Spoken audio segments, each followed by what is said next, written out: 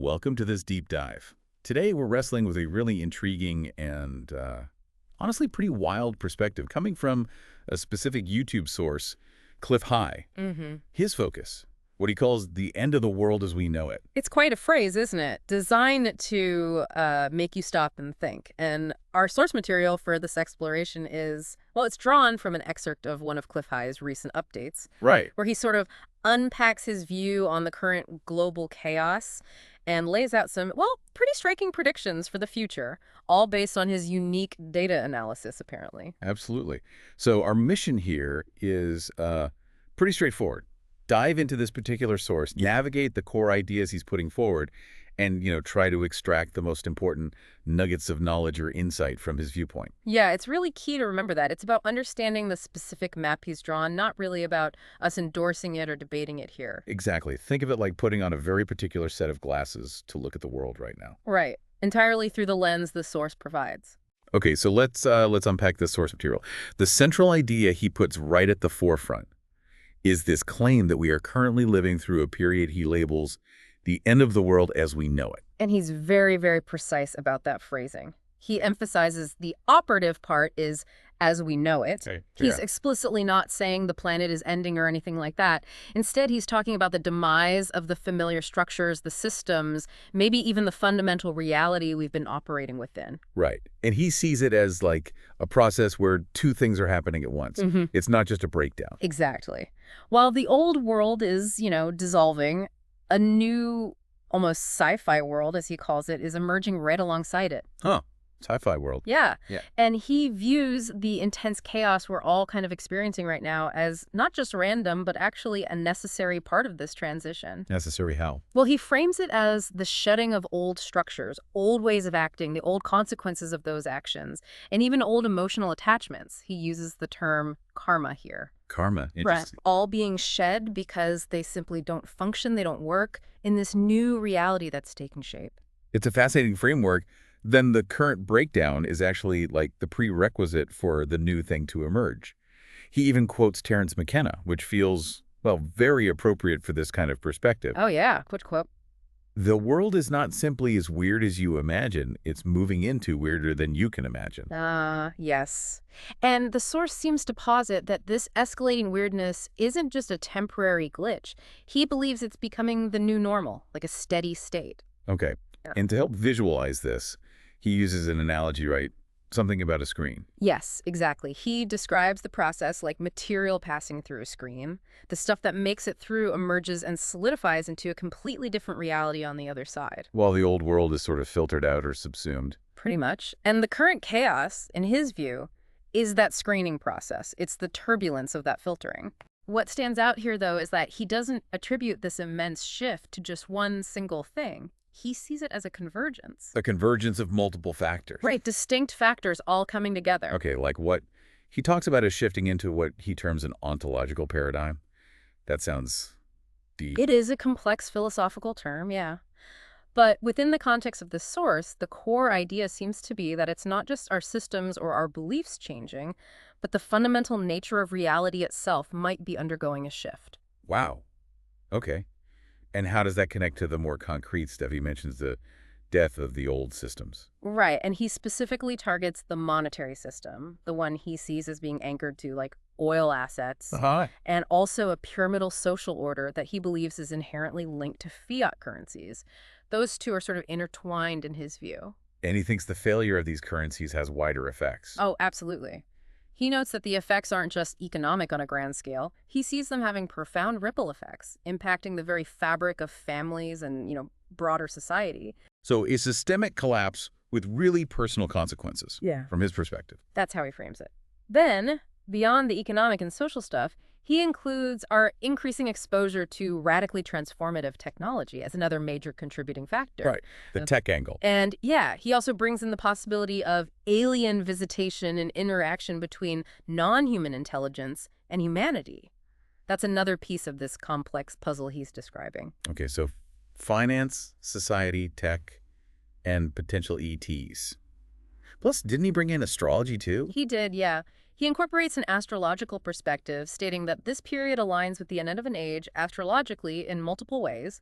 He mentioned something like 9 or 10 different ways, viewed from the galactic center. From the galactic center. That's not the usual zodiac stuff, is it? No, it's a less common way to look at astrological cycles. He explains this by suggesting our solar system is, like, physically rising higher above the Milky Way's dense obscuring band. Okay. Which means potentially we're receiving more direct energy or influence from the galactic center itself. Huh. But he also notes that this galactic center astrology isn't really a developed field. Right. He acknowledges that despite the significance he sees in it, it's not widely studied or developed in traditional astrology. Yet he feels it's crucial for understanding this specific period we're in. So if you put it all together, economic collapse, potential alien contact, cosmic energy shifts, radical tech. Yeah, it's definitely a multi-layered picture of converging forces he's painting. It really is. And speaking of radical tech, the source spends a fair bit of time digging into the specific technological aspects he thinks are driving this shift. He even starts by mentioning some weirdness he's noticed involving the Voyager probes. Yeah, and related quantum effects being observed back here on Earth, somehow connected. But his main focus in this tech area, though, is really on the rapid emergence of quantum computing. Okay, and he has a pretty striking perspective on where that comes from. That's putting it mildly. He claims that the academics and engineers currently developing this tech don't fully understand it. Wow. Because in his view, it's been reverse engineered from space alien technology. Wow. Okay. That's a big claim. It is. He suggests they understand maybe like 90% of how it functions, but they're missing crucial pieces, particularly regarding the entanglement process. Entanglement. And this is where his concept gets really, well, unique, right? He links entanglement to something called the event stream. Yes. That's central to his idea here. He interprets quantum entanglement as being fundamentally connected to this event stream, Which he defines as? He describes the event stream as the continuous manifestation of reality from consciousness. Okay. In his framework, this stream is what actually powers our perception of duration, which, we often mistakenly just call time. So the developers working on quantum computing have maybe accidentally tapped into this underlying event stream, but they don't fully get the significance of that connection yet. Is that the idea? That's pretty much his assertion, yeah. He predicts that as the technology progresses, this connection to the event stream will become more apparent, almost sort of self-revealing. And based on that, he forecasts entirely new types of devices coming. Exactly. He suggests future tech will move away from purely digital computing towards devices based on analog computing, but joined with sophisticated AI firmware. Analog computing, that's interesting. Yeah. And he sees these new devices as potentially acting as detectors for the event stream. Detectors for the event stream, like what would they do? Well, he paints this picture of devices, maybe even handheld ones eventually, allowing users to essentially peer into the event stream to get a sense of what's likely to manifest in reality before making decisions. Okay, that does sound pretty out there. He knows. He's very upfront and even acknowledges that this sounds like a goofy concept, as he puts it. But he maintains that the effects of this underlying connection are already being felt, even if we don't recognize them as such. And he frames this whole technological shift as us moving beyond even digital computing. Yeah, leaving it behind for this new quantum era. He envisions it leading towards smaller, perhaps chip-based quantum computers rather than the giant, complex systems we associate with it now. That kind of progression in computing power definitely fits with the idea of a sci-fi world emerging, like he describes. It does. Now, tied into all this, a concept that's absolutely fundamental to the source's view on how we perceive reality and, importantly, how we navigate decisions, especially during this chaotic period, is what he calls qualia. Qualia. Okay, I've heard the term, but how does he define it? He gives a very specific definition. He states that humans are essentially qualia-noting machines. Our whole experience of reality, he believes, is our reaction to this underlying event stream we just talked about. Reacting to the event stream. And each individual manifestation from that stream that impacts us, whether it's a sensory input, a thought, a gut feeling, that is a qualia. He defines it as the smallest possible level of dynamic action or energy required to initiate meaning from one consciousness to another, operating across the event stream with what he terms supreme consciousness on the other side. Okay, let me see if I'm following his framework here. So qualia are like these fundamental signals or impressions or maybe prompts coming from the universe or some higher consciousness. That seems to be the core idea, yes. And our own consciousness receives and processes these qualia to build our understanding of reality and, crucially, guide our choices. That appears to be it. And he believes that as these quantum effects become more apparent, he calls it spooky computing, this understanding of qualia will become really crucial. He thinks it'll even infiltrate the tech world, requiring engineers to have a philosophical understanding, not just an engineering one. Which leads directly to his personal advice, right? For how individuals can actually navigate the chaos he's describing. Exactly. He strongly suggests relying on what he sees as our native human ability to act as a qualia receptor. Basically, using these incoming signals, these qualia, to inform personal decisions. Does he give examples of how that works in practice? Because it sounds a bit abstract. He does. He provides some very specific personal anecdotes to try and make the concept more tangible. He talks about what he perceived as the universe bringing a gorgeous, young, charming, smart woman into his life named Heidi. Okay. And he interpreted her appearance in his life as a clear qualia, indicating a desired coupling, as he puts it. And did he get more signals? He says the universe continued to provide tons of qualia supporting this relationship as it developed. He goes on to describe discovering that Heidi is, in his view, very psychic and she's very prescient, and he came to believe that the universe speaks through her language choices. Speaks through her language choices. Okay. How does that connect? Well, this ties into a specific example he gives related to silver prices. He recounts Heidi kind of joking with him about his strong stance on silver investment. And she casually noted that someone like Peter Schiff was acting as a counter-indicator in the market at that particular moment. Just a passing comment in a joke. Counter-indicator. But he interpreted that seemingly casual comment, especially the phrase counter-indicator, as a distinct qualia. Like a specific signal from the universe delivered through Heidi's language, even if she didn't intend it that way consciously. And did it line up with other things? He felt it aligned perfectly with other indicators he was seeing just before the significant silver price breakout he'd been anticipating. So the broader takeaway he offers from these personal examples is pay attention, not just to what people say, but how they say it. Pretty much, because the universe, in his view, might be subtly influencing their word choices to provide valuable clues or qualia. Okay. And he sees these personal qualia and his observations as confirming larger patterns. So think about temporal markers. Exactly. He talks about these temporal markers that he claims he's been tracking in his data for decades, since way back in 1997. And he now says they are manifesting in a serious way. Manifesting now. And the main example he gives is the recent breakout in the price of silver. He points to that very specifically. And why is silver so significant in his view? He considers this silver breakout a very key temporal marker, specifically signaling the start of a period marked by great chaos and unsettled conditions, particularly within the economic world. And he links this economic chaos directly back to that larger transition he's describing. Yes, the world sliding over into this new world of zero-point technology, moving away from the old systems we've known. He mentioned a specific price point too, didn't he? Over $35. Yeah, over $35 in futures options. He states that's only the third time this level has been breached in what he describes as the long history of the silver suppression. Silver suppression. Which he believes is now ending, and he thinks this could potentially lead to silver becoming, like unobtainium, extremely scarce or difficult to acquire. So from his perspective, the silver market isn't just doing its usual ups and downs. Its movement is a really potent signal of a much deeper, more profound systemic change underway. Exactly. He sees it coinciding with other major trends, including what he starkly describes as the destruction of all of your reality. That's quite a statement. He also addresses that circulating end of the world in 2027 meme, doesn't he? He does. He acknowledges it's out there, people will hear more about it, and he thinks it's gaining traction. But why?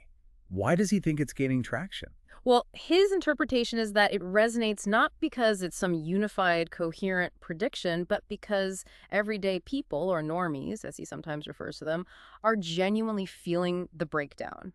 They're feeling the destruction of their familiar reality in their own lives. So that feeling makes them receptive to explanations. Exactly. They're casting around for reasons why it feels like the world is ending, making them open to these kinds of memes or narratives, even if they're abstract. And just reporting neutrally on his claim here, he suggests that various groups, powers that be, might try to exploit this feeling. Yeah, he suggests they might attempt to piggyback on this widespread feeling of instability to push their own agendas. He specifically mentions maybe trying to drive people towards what he calls their communist paradise idea. He also notes that other organized groups will simply see the chaos as an opportunity and try to use it for their own benefit. He paints a picture of average people kind of lost in it all. Very much so, existing in this ocean of chaos, often without understanding the underlying dynamics, just sort of thrashing around. Meanwhile, he suggests there are these organized groups swimming with the current, actively competing within the chaos, trying to influence or shove trends in directions that benefit them. And he thinks this is ramping up now this summer. He called it a summer of emergence. Yes, anticipating even more manifestations bubbling up from the event stream, and a definite escalation in this background, chaos or tension. Did he try to quantify that escalation? He did, actually. He predicted that by the end of July, people should expect at least half again as much. So a 50% increase in emotional tension and these chaotic prompts compared to the baseline he observed back in May. Wow. 50% more stress by end of July. And he reiterates his specific view on 2027 through all this. Yes. That it genuinely marks the end of the world as we know it or knew it, precisely because that specific world, with its old systems, its old structures, simply won't exist in the same form by then. But again, crucially in his framework, not the end of the actual world. Right, he's very clear on that distinction. However, he emphasizes it will feel like the end of the world for many people. Who specifically? Especially those perhaps less adaptable or more reliant on the old systems. He mentions people on government assistance as an example, because their financial reality and the options available to them will change drastically due to this financial chaos and the overall transition he foresees. Okay. And part of that chaos is a major depression, he predicts. Yes, he predicts a significant depression. He notes that many others are forecasting one too, and that markers like the silver breakout are strong indicators from his data. But he sees this one as different from past depressions. He does. He distinguishes it because, in his view, this one is occurring during a fundamental transition. It's happening as the Federal Reserve debt node. His term for the current global financial system based on debt is actually dying. The debt node is dying. Yeah. He says many will leave this fern world, which seems to be another term he uses for this dying system, and he forecasts that legacy government institutions like Freddie Mac and Fannie Mae will be hugely affected with no clear, easy path out. And when does he expect this depression to become really obvious? He expects the level of depression to become very apparent by the fall, specifically saying after August. Interesting that he flags August. Does he say anything else about it? Yeah, intriguingly, he suggests August might actually be the calmer month this summer. Perhaps a brief lag period, he speculates. The lag period for what? Maybe for society to kind of digest the rapid changes and shocks hitting in July. Changes, he hints, could be related to impacts from alien tech disclosure or zero-point energy revelations before the chaos really intensifies again through the fall and winter. So it's just a constant picture of acceleration. That's a chem theme he keeps coming back to. The rate of change itself is accelerating.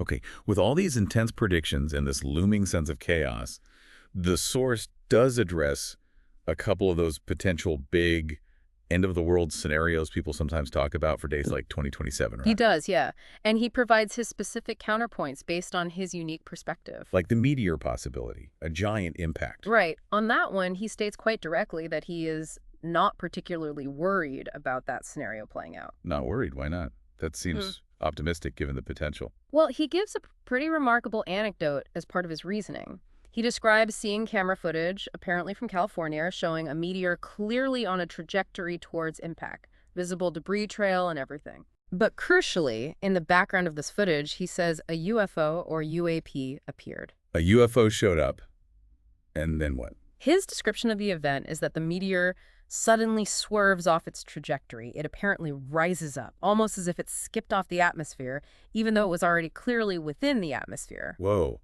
So his interpretation is? His interpretation, or presumption as he puts it, is that the UFO UAP actively caused this trajectory change. How?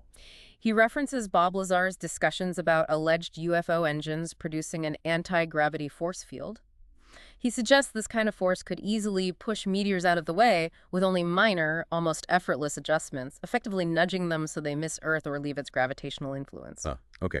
So he thinks there's intervention happening. That seems to be his conclusion based on this reported sighting. He mentions other meteor concerns people have, like Apophis in 2029, and notes some might try to link that to 2027. But his personal feeling is that impacts are being managed, let's say. And he has a rather pragmatic backup plan if he's wrong. Sort of, yeah. He offers a rather fatalistic contingency.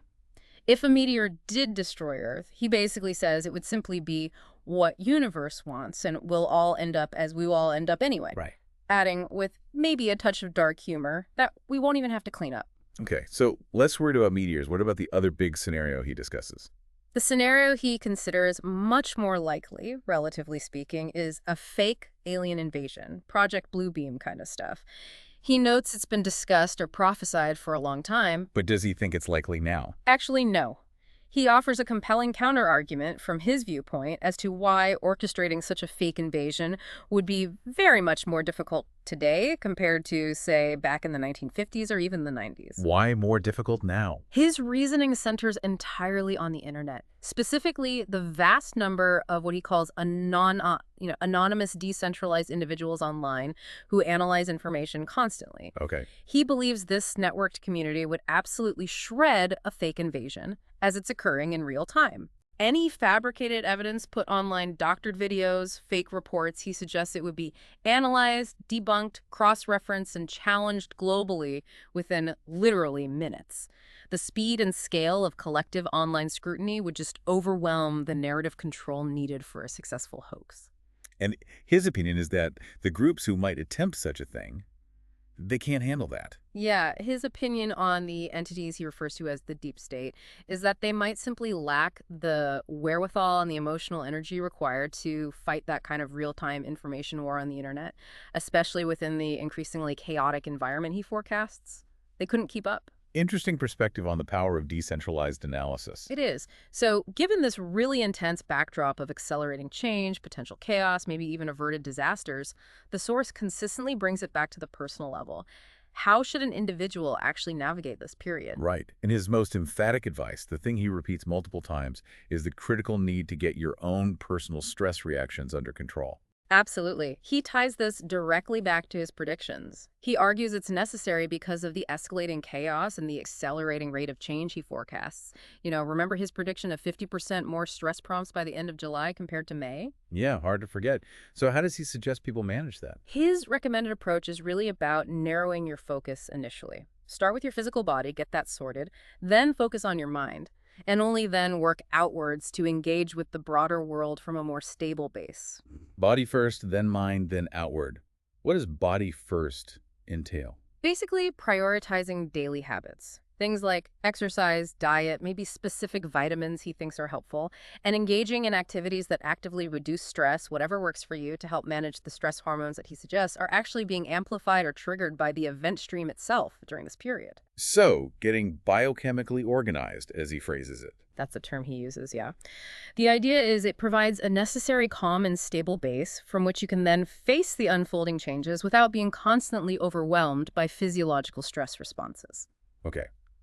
And to summarize his overarching perspective one last time, he truly believes this sci-fi world isn't some distant future possibility. No, he says it's here, actively burbling up, establishing its fundamental realities right now. He feels we will be fully living within this new paradigm within just a couple of years. And his firm prediction for 2027 remains consistent. It is indeed the definitive end of the world as we know it or knew it. Precisely because the familiar systems, the economic structures, the social norms, the very realities we currently inhabit simply will not exist in the same form by then.